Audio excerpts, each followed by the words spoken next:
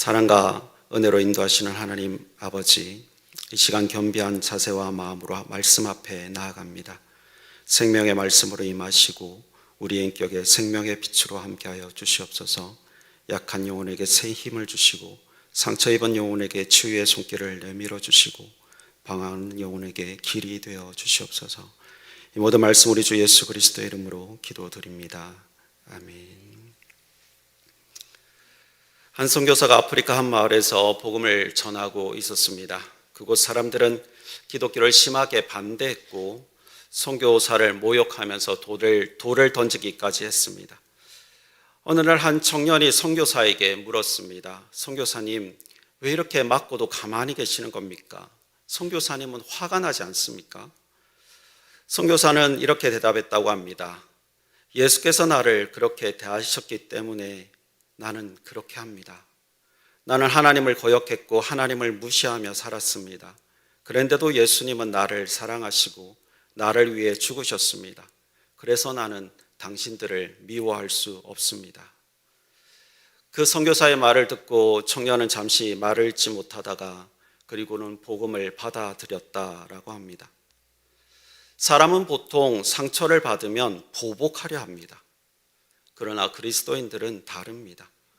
복음을 아는 사람은 고난 속에서도 다른 방식으로 살아갑니다. 오늘 본문인 베드로전서 3장은 고난 속에서 살아가는 성도들이 어떻게 살아가야 하는지를 분명하게 보여줍니다. 베드로 사도는 이렇게 말합니다. 9절에서 악을 악으로 욕을 욕으로 갚지 말고 도리어 복을 빌라. 이를 위하여 너희가 부르심을 받았으니 이는 복을 이어받게 하려 하심이라. 새번역 성경은 이렇게 번역합니다. 악을 악으로 갚거나 모욕을 모욕으로 갚지 말고 복을 빌어 주십시오. 여러분으로 하여금 복을 상속받게 하시려고 하나님께서 여러분을 부르셨습니다. 라고 번역하고 있습니다. 고난 가운데 악을 악으로 갚지 말고 오히려 복을 빌어 주어서 하나님께서 주시는 복을 너희가 받아라. 하나님께서 주시는 복을 너희가 상속받아라 라고 말씀하시는 겁니다. 그런데 이 복은 우리를 통해서 다시 또한 전해져야 할 복이기도 합니다. 오늘 본문 말씀에 근거해서 본다면 이 복은 복음이고 이 복음은 가정으로, 공동체로, 세상으로 전해져야 합니다. 우리가 그 일에 귀하게 쓰임받기를 소망하면서 성령께서 오늘 우리에게 어떻게 말씀하시는지 좀 더 구체적으로 살펴보겠습니다. 첫 번째, 우리는 가정에서 복음으로 살아야 합니다. 너무나 당연한 말이긴 하죠. 1절에서 7절을 보면 베드로는 먼저 가정에서 우리가 어떻게 행해야 하는지를 이야기합니다. 1절에서 6절은 아내에게 주는 교훈이고 7절은 남편에게 주는 교훈입니다. 그런데 이것을 아내나 남편에게 그대로 적용하기보다는 2절에서 이어지는 그 문맥을 통해서 보면 아내는 먼저 믿은 사람인 거예요. 그리고 남편은 아직 믿지 않는 사람인 것입니다. 그래서 오직 남편과 아내를 이렇게 구분해서 보기보다는 먼저 믿은 사람, 또 뒤에 믿을 사람 이렇게 보셔도 될 것 같고, 또 시대적 문화적 배경이 다르다라는 것을 감안하면 아내에게만 또는 남편에게만 적용할 것이 아니라 가정에서 부부가 함께 지켜야 할 교훈으로 보는 것도 좋을 것 같습니다. 그럼 우리가 무엇을 지켜야 할까요? 아내이든 남편이든 먼저 믿게 된 사람은 가정에서 말보다 행동으로 섬겨야 한다라고 말씀하고 있습니다. 1절에서는 순종하라고 말씀합니다. 말로 설득해서 그 사람을 구원에 이르게 할 수 없기 때문에 섬김을 통해서 복음이 드러나게 해야 한다는 말씀입니다. 이것은 우리 모두에게도 적용될 수 있는 말씀입니다. 가정에서 우리도 말보다 삶이 앞서야 한다는 것입니다. 2절에서는 말보다 앞서는 섬김의 삶이 무엇인지 더 명확하게 보여줍니다. 곧 두려워하며 정결한 행실이라고 말씀하고 있습니다. 여기서 두려워한다는 것은 남편을 무서워한다라는 말은 아닙니다. 만약에 그런 가정이라면 폭력 가정이겠죠. 성경이 그런 가정이 되라고 말씀하시는 건 분명히 아니니까요. 그러면 두려워한다라는 게 무엇일까요? 새번역 성경은 이 부분을 경건이라고 번역하고 있습니다. 성경에서 두렵다라는 이 단어는 하나님 앞에서 하나님의 영광 앞에서 두려움과 떨림으로 서는 것을 말하는 것입니다. 그래서 행실이 하나님 앞에서의 경건함과 정결함이 되어야 한다는 말씀입니다. 그리고 이 정결함은 하기오스라는 단어를 사용하는데 거룩함을 말하는 겁니다. 그러니까 먼저 믿은 사람은 가정에서 하나님을 두려워하고 하나님 앞에서 거룩한 삶을 살아가야 한다라는 말씀입니다. 우리의 신앙도 가정에서 말이 아니라 삶이 선행되어야 합니다. 신앙은 삶으로 드러나야 하는 것입니다. 특히 배우자가 믿지 않는 상황이라면 더더욱 가정에서 온전한 신앙생활을 해야 합니다. 경건하게, 온유하게, 거룩하게 그렇게 살아서 작은 예수의 향기를 드러내야 한다는 것입니다. 그러면 가족이 믿으면 괜찮은 것일까요? 가족이 다 신앙생활 한다고 해서 안심해서도 안 됩니다. 가정이 편할수록 오히려 더 긴장감을 가져야 합니다. 오히려 더 신앙의 모범이 되어야 하고 삶이 신앙이 되고 신앙이 삶이 되도록 애쓰는 우리가 되어야 한다는 것입니다. 이어서 3절에서 6절은 우리가 겉모습을 치장하기보다는 내면의 마음을 단장해야 한다고 말씀하시면서 마음에 단장한 사라를 예로 들고 있습니다. 로마의 화려한 문화를 추앙하던 사람들이 얼마나 꾸미는 것을 잘했으면 베드로가 이렇게 말을 할까라는 생각이 언뜻 들었어요. 그러나 이 본문을 오해하지는 마십시오. 단장하지 말라고 하시는 말씀이 아닙니다. 화려하게 머리를 꾸미고 금을 두르고 아름다운 옷으로 치장할 수도 있지만 그보다 더 중요한 것을 놓쳐서는 안 된다라고 말씀하시는 것입니다. 무엇을 위해서요? 복음을 위해서입니다. 겉모습으로 복음을 전할 수 없다는 것입니다. 그래서 무엇보다도 마음을 단장해야 하는데 썩지 아니할 하나님의 말씀으로 단장해야 한다라는 말씀입니다. 단장이라는 단어가 참 재밌더라고요. 코스메오라는 단어를 사용하고 있는데 어딘가 들어본 듯한 단어 아니신가요? 코스메틱. 네, 맞아요. 화장품입니다. 근데 이 코스메오라는 단어는 그 어원을 살펴보면 코스모스라는 단어에서 나왔습니다. 이 코스모스라는 단어가 또 이게 우주, 세계 이런 뜻을 가지고 있어요. 그리고 우주와 세계가 질서가 갖춰져 있는 것처럼 질서라는 의미를 가지고 있습니다. 그렇다면 여러분, 단장한다는 그 본래적인 의미를 생각하면 무엇일까요? 질서를 세우는 겁니다. 겉모습의 질서뿐만 아니라 더 중요한 것은 속사람의 질서를 세우는 겁니다. 그러면 그 질서는 무엇으로 세울 수 있습니까? 말씀인 겁니다. 7절에서는 남편에게 이런 교훈을 줍니다. 아내를 귀하게 여기라. 아내를 존중해야 한다는 말씀을 주십니다. 이 말씀을 문맥에서 보면 이렇습니다. 이와 가치가 주는 교훈을 놓쳐서는 안 됩니다. 이와 가치는 아내가 남편을 존귀하게 대하는 것처럼 남편인 여러분도 아내를 귀하게 여기세요라고 말씀하시는 것입니다. 왜 그래야 합니까? 서로 존중하지 않으면 기도가 막힌다라고 본문은 말씀하고 있습니다. 서로 존중하지 않는 가정, 서로를 하나님의 사랑으로 대하지 않는 가정은 결국 영적인 삶도 막히게 된다는 말씀입니다. 가정에서 존중은 서로가 해야 될 일입니다. 서로가 서로를 깎아 낮추기 위해서 노력하는 가정이 되지 말고 서로가 서로를 높이기 위해서 노력하는 존중하는 가정을 만들어 가야 합니다. 어떤 신학자가 신학생들에게 이런 말을 했다고 합니다. 여러분, 여러분의 설교가 진짜인지 알고 싶지 않습니까? 왜냐하면 가끔 이제 성도님들이 은혜 받았습니다, 감사합니다 하니까 그 말만 듣고 좋거든요. 근데 그게 진짜가 아닐 수가 있거든요. 그래서 우리 교수님들이 그렇게 말합니다. 진짜는 어디서 판별할 수 있는지 아십니까? 집에 가서 아내한테 듣고 자녀한테 들어보면 명확하게 나옵니다. 이건 뭐 교육자, 목회자들에게만 하는 말씀은 아닐 겁니다. 복음은 가장 먼저 가정에서 증명되어야 합니다.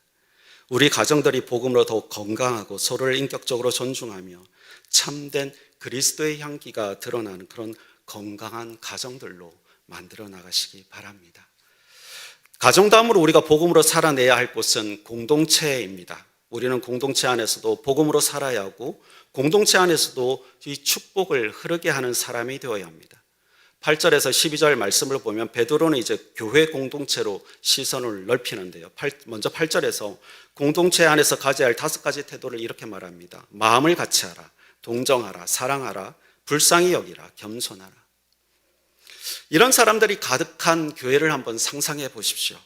어떻습니까? 이상적인 교회입니다. 상상만으로도 기분이 좋아집니다.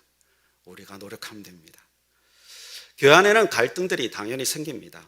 미워하는 마음들이 들 수 있습니다. 모든 사람의 마음에 다 맞출 수도 없지만 모든 사람이 다 마음을 맞게 할 수도 없습니다. 그럼에도 우리는 공동체 안에서 만나는 사람들을 향해서 마음을 모으기 위해서 노력해야 하고 서로를 아끼고 사랑해야 합니다. 나보다 남을 낮게 여겨야 합니다. 이런 겸손이 공동체를 더욱 튼튼하게 만들어가는 것입니다. 이어서 베드로서는 9절에서 매우 중요한 명령을 합니다. 아까 읽었던 말씀인데 악을 악으로 욕을 욕으로 갚지 말고 도리어 복을 빌라. 세상과 다르게 사는 그리스도인의 모습을 보여줍니다. 세상의 방식은 보복입니다. 그러나 그리스도의 방식은 축복입니다. 언젠가 직장 내 괴롭힘을 당했던 딸을 두신 어머니의 인터뷰를 본 적이 있었습니다. 안타까운 뉴스여서 자세하게 말씀드릴 수는 없지만 그 어머니의 기도만은 소개하고 싶었습니다. 그 어머니는 이렇게 기도하셨다고 하더라고요. 괴롭힌 사람이 좋은 사람 만나서 시집 잘 가기를 기도했다라고 말하더라고요. 저는 그 어머니의 간절한 기도에 사실 처음에는 충격을 받았습니다. 어떻게 자신의 딸을 괴롭힌 사람을 두고 그런 기도를 할 수가 있을까? 분하고 마음이 괴로워서 견딜 수가 없었을 텐데 어떻게 그런 기도를 할 수 있었을까? 그런데 오늘 말씀에서 만난 거죠. 복을 빌라. 우리 모두는 이미 하나님께 복을 받은 사람이기 때문에 그 복을 흐르게 해야 할 사명이 있습니다. 교회 안에서도 오해가 생깁니다. 상처가 생깁니다. 갈등이 깊어지기도 합니다. 이것은 다양한 사람들이 모인 공동체 안에서 당연히 일어날 수 있는 일들입니다. 그래서 문제는 갈등을 없애는 것이 아니라 갈등에 어떻게 대처하느냐입니다. 세상은 말합니다. 가만히 있으면 손해다. 악은 악으로 갚아야 한다. 철저하게 복수해라. 그러나 성경은 말씀하십니다. 복을 빌어주어라. 이것이 복음의 방식입니다. 10절에서 12절을 통해서 성령께서 우리에게 아주 구체적인 요구를 하시는데요. 생명을 사랑하고 좋은 날 보기를 원하는 자는 혀를 금하여 악한 말을 그치며 그 입술로 거짓을 말하지 말고 악에서 떠나 선을 행하고 화평을 구하며 그것을 따르라. 주의 눈은 의인을 향하시고 그의 귀는 의인의 간구에 기울이시되 주의 얼굴은 악행하는 자들을 대하시느니라. 혀를 금하며 악한 말을 그치며 거짓을 말하지 말고 악에서 떠나 선을 행하고 화평을 구하며 그것을 따르라. 하나님께서 그런 사람을 의인이라고 말씀하시고 그런 사람에게 시선을 고정하시고 그런 사람의 기도를 들어주신다 말씀하고 있습니다. 그렇지 않으면 주의 얼굴은 악행하는 자들을 대하시느니라. 이게 말씀이 조금 어려워 보이죠. 다른 번역 성경을 보니까 against라는 대적 마주하다 이런 의미의 단어를 사용하고 있더라고요. 또 새번역 성경에서는 얼굴을 돌리신다라는 의미로 사용하고 있더라고요. 아무튼 하나님이 이렇게 노려보고 계시는 게 아닐까 그런 생각이 듭니다. 우리는 어떤 사람이 되어야 할까요? 의인이 되어야 할 줄 믿습니다. 하나님께서 기뻐 받으시는 사람, 하나님께서 시선을 고정하시는 사람, 하나님께서 귀 기울이는 그런 우리가 되길 바랍니다. 우리가 복음을 증명해야 할 것은 첫 번째는 가정이라고 말씀드렸고 두 번째는 공동체라고 말씀드리고 이제 세 번째는 세상입니다. 우리는 세상 속에서 그리스도를 증거해야 합니다. 베드로전서는 박해받는 상황 속에서 쓰여진 편지였습니다. 그래서 베드로는 14절에서 이렇게 말합니다. 의를 위하여 고난을 받으면 복이 있는 자니 세상은 고난을 피하려 합니다. 그러나 성경은 말씀하십니다. 의 때문에 받는 고난은 복이다. 그리고 이어서 15절에서 중요한 말씀을 합니다. 너희 마음에 그리스도를 주로 삼아 거룩하게 하고 여기서 핵심이 이것이죠. 예수님이 내 삶의 주인이 되어야 한다라는 것입니다. 이어서 우리가 그렇게 살면 우리 안에 있는 소망을 이해하지 못하는 사람들이 질문을 할 수 있으니 대답할 말을 항상 준비하고 있으라고 이렇게 말씀하십니다. 너희 속에 있는 소망에 관한 이유를 묻는 자에게 대답할 것을 항상 준비하되 온유와 두려움으로 하고. 삶의 의미와 목적을 잃어버린 사람이 그 허무함을 채우기 위해서 유흥으로 빠져듭니다. 그런데 오늘 어떤 사람을 보니까 소망이 기쁨에 가득 찬 사람이 보이는 겁니다. 그래서 이런 질문을 합니다. 어떻게 그렇게 살 수 있습니까? 아무도 신경 쓰지 않기 때문에 부정을 저질러도 괜찮아서 그냥 저지르고 있던 사람이 다른 누군가를 보았습니다. 아무도 보는 사람이 없기 때문에 더 정직하려고 애쓰는 사람에게 묻습니다. 그런다고 누가 알아줍니까? 인생에서 때로 깊은 슬픔에 빠질 때가 있지만 회복 탄력성이 좋아서 툴툴 털고 일어나서 미래를 꿈꾸며 다시 나아가는 사람을 보면서 이상하게 질문을 합니다. 도대체 비결이 뭡니까? 초대교회 성도들 우리보다 더 고통스러운 현장에서 세상의 질문에 대면해야 했습니다. 그들은 예수를 믿는 사람이라는 이유로 매질을 당하고 감옥에 갇히고 심각하게는 목숨을 잃기도 했습니다. 세상은 이해할 수 없는 일이었습니다. 왜 저렇게까지 하지? 저게 정말 옳은 일이라고 생각하는 걸까? 미친 사람들 아닐까? 선하게 살고 정직하게 살면 뭐하나 저렇게 고통스럽게 살고 있다면 저건 잘못된 것 아닌가? 베드로 사도는 이런 질문들 앞에서 오히려 더 강하게 권면합니다. 16절에서는 선한 양심을 가지라. 17절에서는 선을 행하고 고난받는 것이 악을 행하고 고난받는 것보다 낫다. 베드로가 이렇게 강하게 권유할 수 있었던 이유가 무엇일까요? 그리고 세상의 모든 의문과 질문에 대한 답이 바로 18절에서 20절에 나오는데 이것입니다. 그리스도께서도 단번에 죄를 위하여 죽으사 의인으로서 불의한 자를 대신하셨다. 그리스도께서 그렇게 하셨기 때문입니다. 우리도 세상의 질문을 대면할 때가 있습니다. 그때 우리가 할 수 있는 다양한 대답들이 있을 수 있지만 결국 우리의 대답은 하나로 귀결될 수밖에 없습니다. 예수 그리스도입니다. 예수 그리스도께서 나를 용서하셨기 때문에, 예수 그리스도께서 부당함을 눈감고 계시지 않으셨기 때문에, 예수 그리스도께서 십자가에서 죽으심으로 희생당하셨기 때문에, 예수 그리스도께서 구원의 기쁨을 선물로 주셨기 때문입니다. 예수께서 나의 친구가 되어 주셨기 때문에 우리는 세상과 다른 방식으로 살아갈 수 있는 것입니다. 최근 한국 영화 가운데 25번째 천만 영화가 나왔습니다. 아직 영화를 본 것은 아닙니다. 발음도 어려워요. 부산 사람은 흥도. 네. 이 굉장히 인상적인 내용이 있더라고요. 영월로 유배된 단종이 죽은 날 아무도 그 시신을 거두지 못했는데 이 사람이 나서서 그의 시신을 거뒀다고 합니다. 세조각이 서슬프런 눈으로 이제 건들기만 하면 다 죽인다고 하는 그럴 때 이 사람이 이제 그렇게 단종의 장례를 치렀다고 하면서 이런 한자가 나오더라고요. 위선피화 오소감심이라고. 선한 일을 하다가 화를 입어도 그것을 달게 받겠다. 너무 복음적이지 않습니까? 그 결기와 양심은 우리에게 정말 도전을 주는 것 같습니다. 그 신념을 지키기 위해서 자기의 친족들이 다 죽을 위기에 있어서 다 흩어졌다고 하더라고요. 그 신념을 지키기 위해서 그렇게까지 한 사람이 있는데 우리는 생명을 주신 그리스도를 위해서 무엇을 하고 있을까요? 우리에게 큰 도전을 주는 것 같습니다. 우리 신앙의 선조들도 복음을 위해서 생명을 아끼지 않았고 그 길을 걸어갔습니다. 비록 세상에서 박해를 당한다 할지라도 그 길을 굳굳이 걸어갔습니다. 그리고 세계 복음화의 미끄럼이 되어 주었습니다. 그들의 복음은 가정이나 교회에 머물러 있지 않았습니다. 세상으로 나아가고 세상을 변혁시켜 나갔던 것입니다.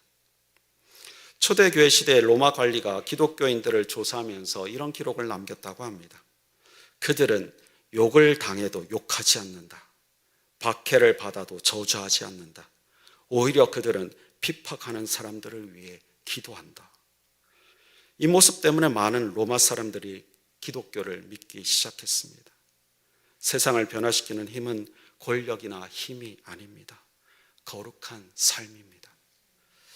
베드로전서 3장을 요약하면 이렇게 말할 수 있을 것 같습니다. 그리스도인은 가정에서, 공동체에서, 세상 속에서 복음으로 살아내는 사람이다. 그들이 그럴 수 있는 것은 예수 그리스도의 은혜를 입었기 때문이다.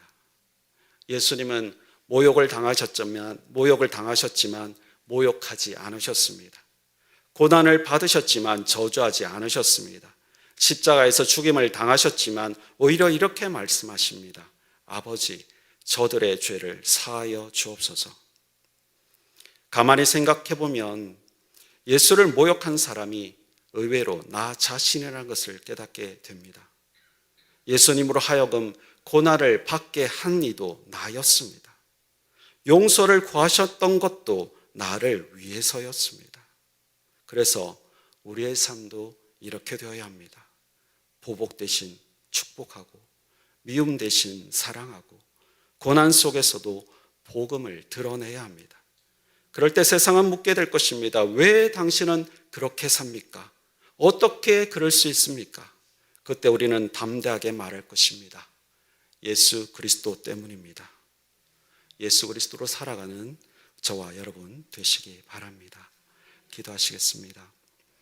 하나님, 오늘 말씀을 통해 복음이 우리의 생각에 머무는 것이 아니라 가정에서, 공동체에서, 세상에서 증명되어야 할 사명이라는 것을 깨닫게 하시니 감사합니다. 아무것도 아닌 저희를 그 귀한 사역의 동력자로 세워주신 하나님, 그 사명을 감당할 수 있는 능력과 은혜를 더하여 주시옵소서. 함께 하시고 인도하실 하나님께 감사드립니다. 우리 주 예수 그리스도의 이름으로 기도드립니다. 아멘.